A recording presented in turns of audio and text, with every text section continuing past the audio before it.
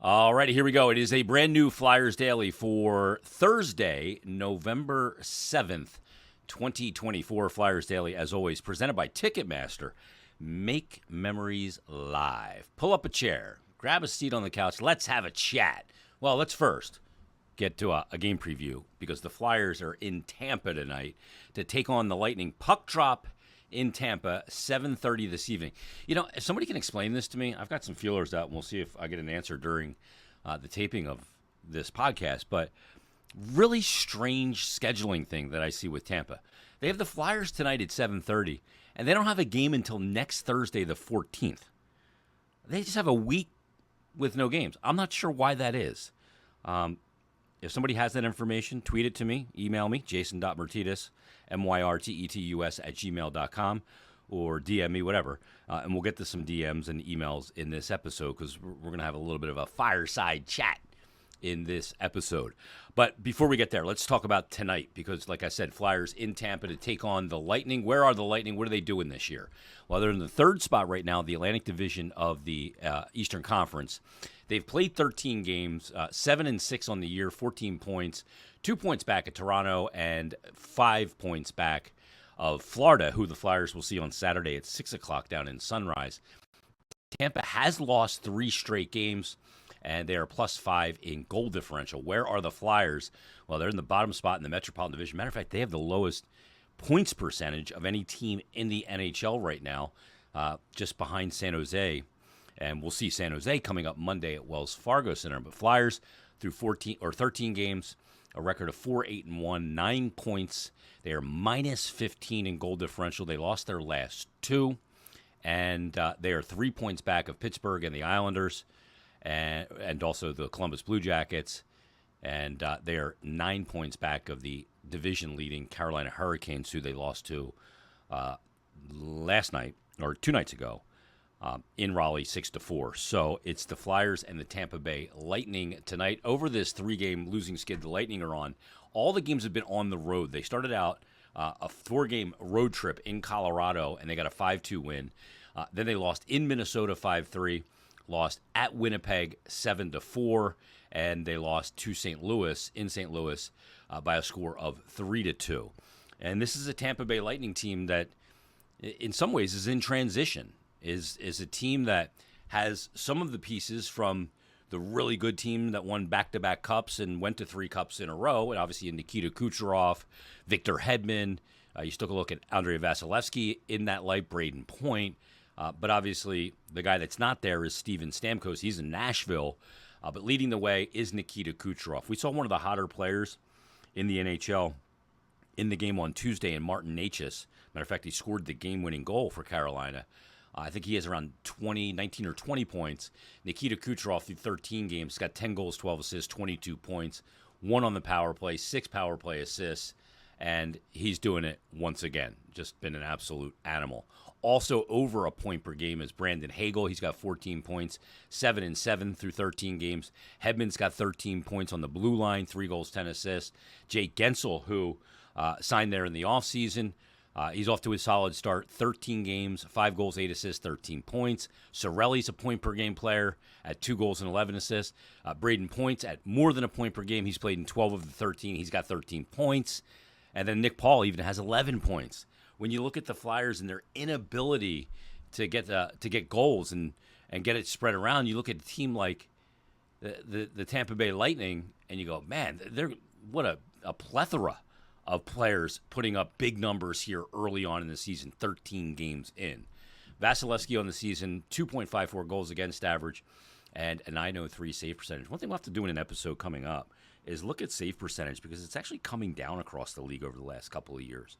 And I read an article about it, so we'll have to discuss that at some point. So Flyers, this will be game 2 of this 3-game trip where they visit Tampa, and it won't get any easier coming up on Saturday, obviously, when they face a really good Florida Panther team, fresh off the cup and off to a great start. They're leading the division with 19 points at a record of 9-3-1. Then the Flyers will return home Monday to get San Jose.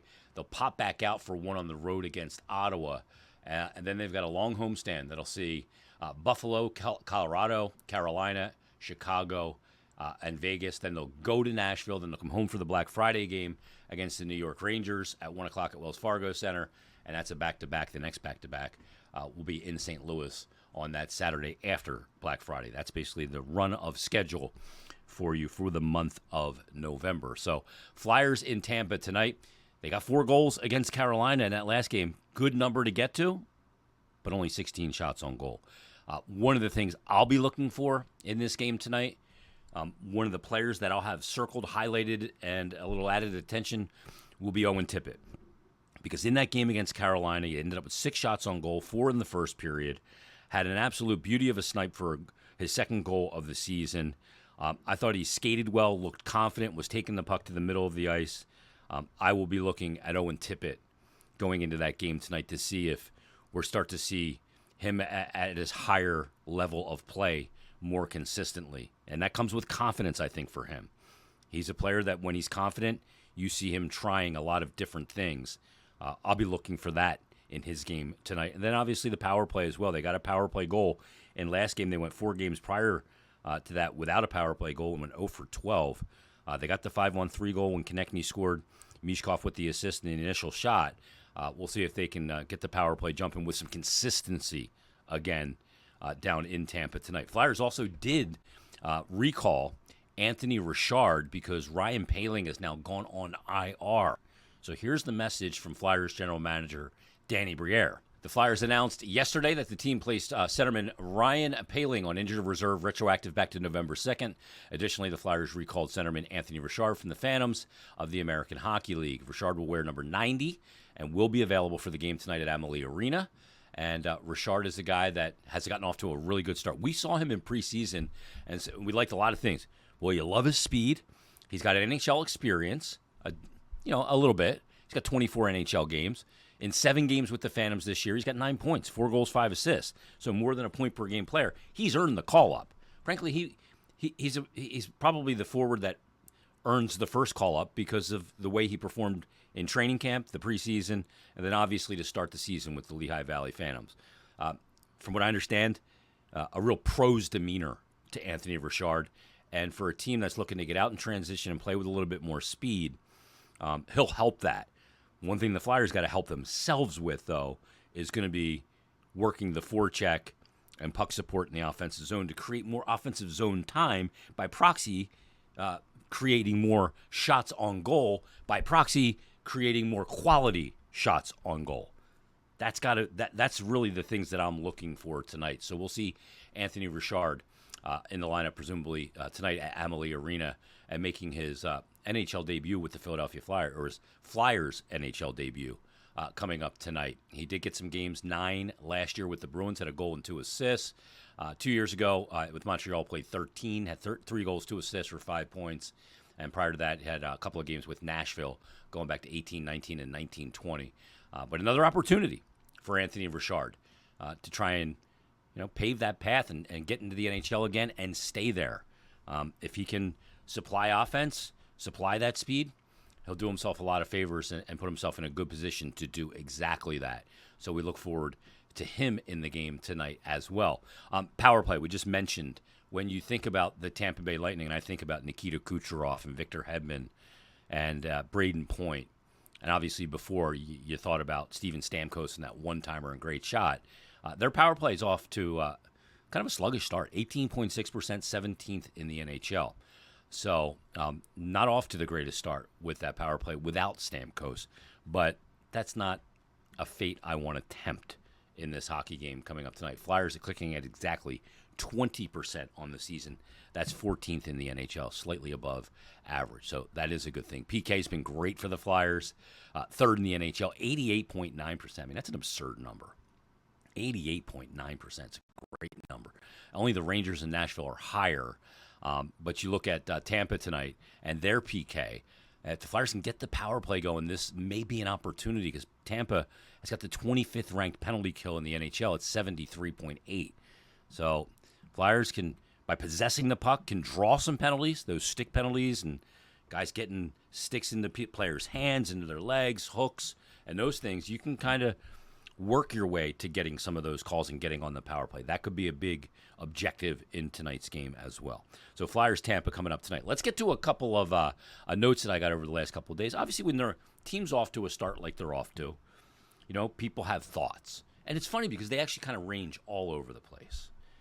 Some people saying this is exactly where they're supposed to be. Last year didn't fool anyone.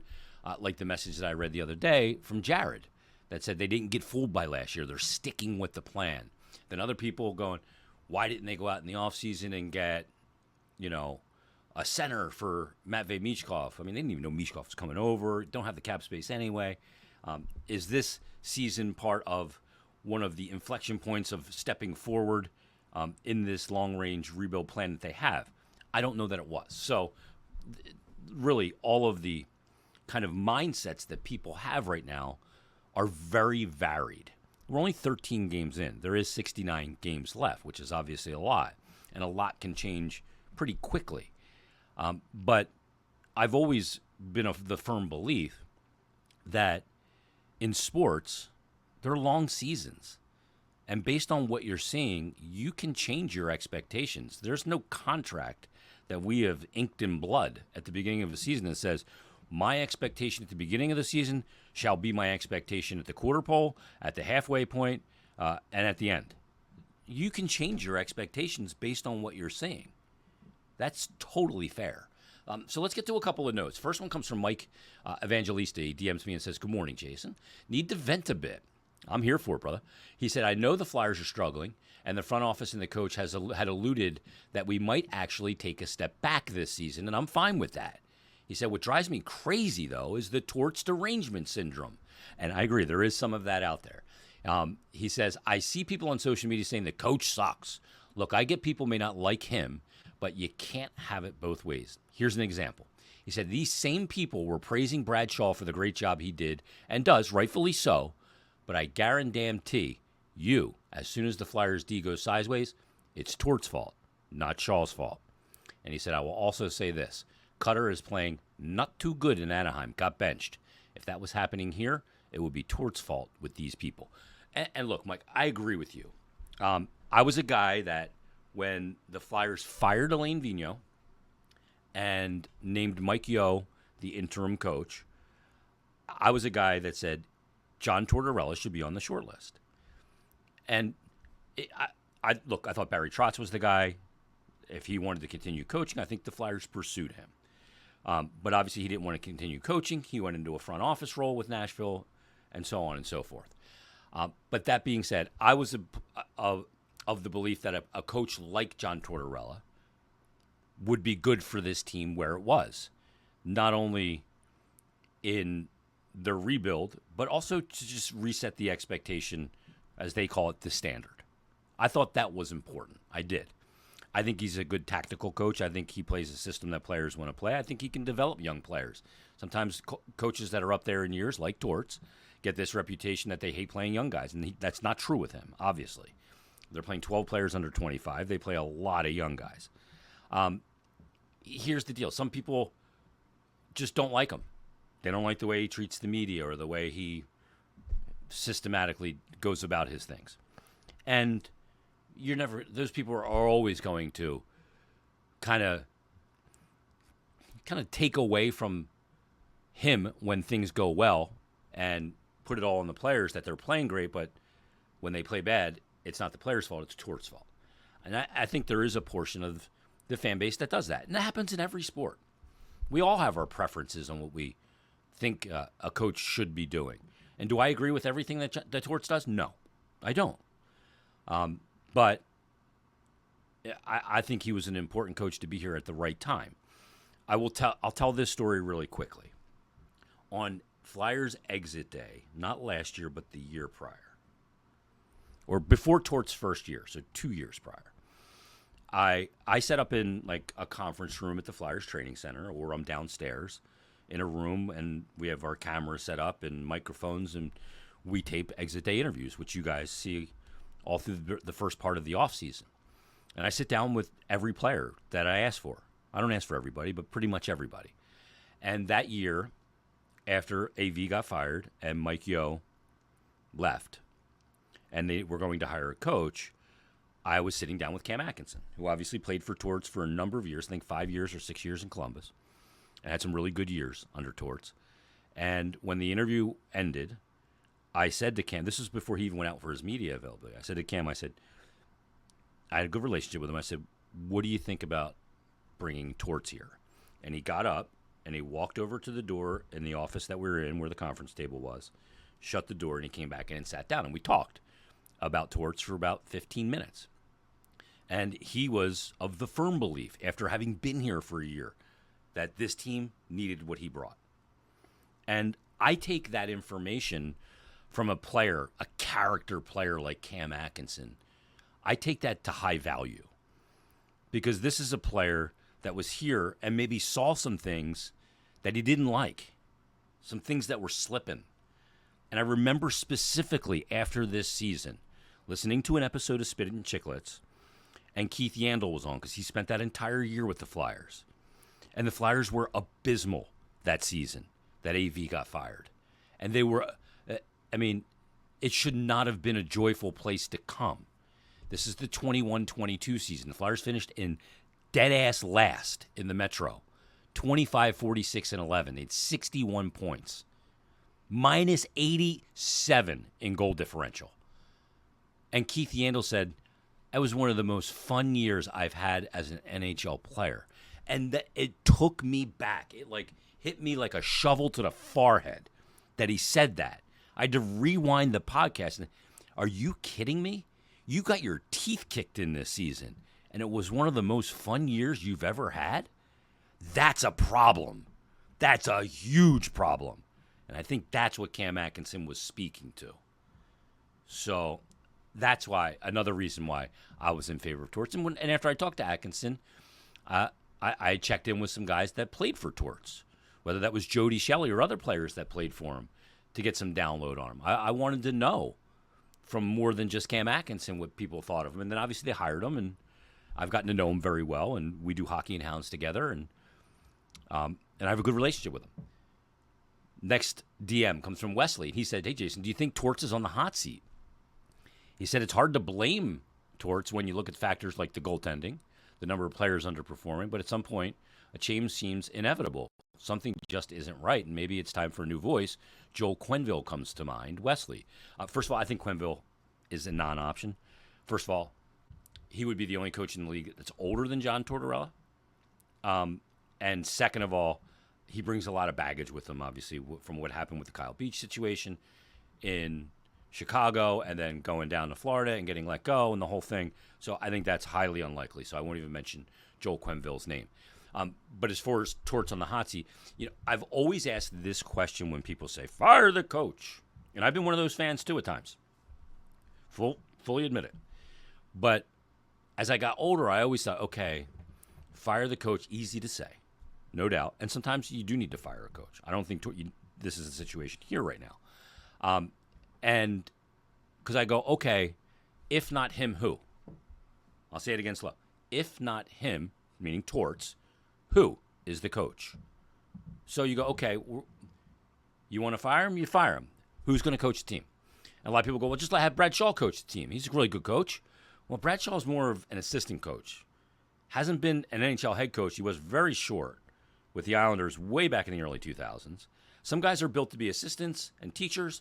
Other guys are built to be heads and managers. And I don't know that Brad Shaw is that guy. So if not him, who? I don't just make moves to make moves when my team is in this stage of a rebuild. I think you need stability more than anything in situations like this. I don't just fire. Okay, so you're going to fire Torch, you're going to hire Claude Julien. You're going to hire, who else is out there that's available that you could get right now that you go, okay, that's a no-brainer. If John Cooper was available, maybe the story's different. Who we're going to see tonight with Tampa. If Mike Sullivan becomes available, maybe some things change at that point too. And you look for your long-term play. But not right now. I don't see those guys available. I don't. And I don't see people that are available. Gerard Gallant is another name. This guy has a great winning percentage, has won pretty much everywhere he's been. But why does he get zipped so quick everywhere he's at? Is he a pain in the ass? Like, what goes on there? That's a red flag for me. So I got to look at those elements as well. So no, I don't think to answer the question from Wesley, I don't think he's on the hot seat. But if not him, who?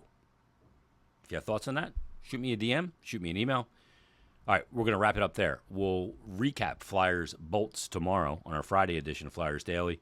And Flyers will be in Florida coming up on Saturday to take on the Florida Panthers. Focusing on Owen Tippett tonight. We'll see if they can get a couple of points down in Florida against Tampa tonight. Join us tomorrow on a brand new Flyers Daily.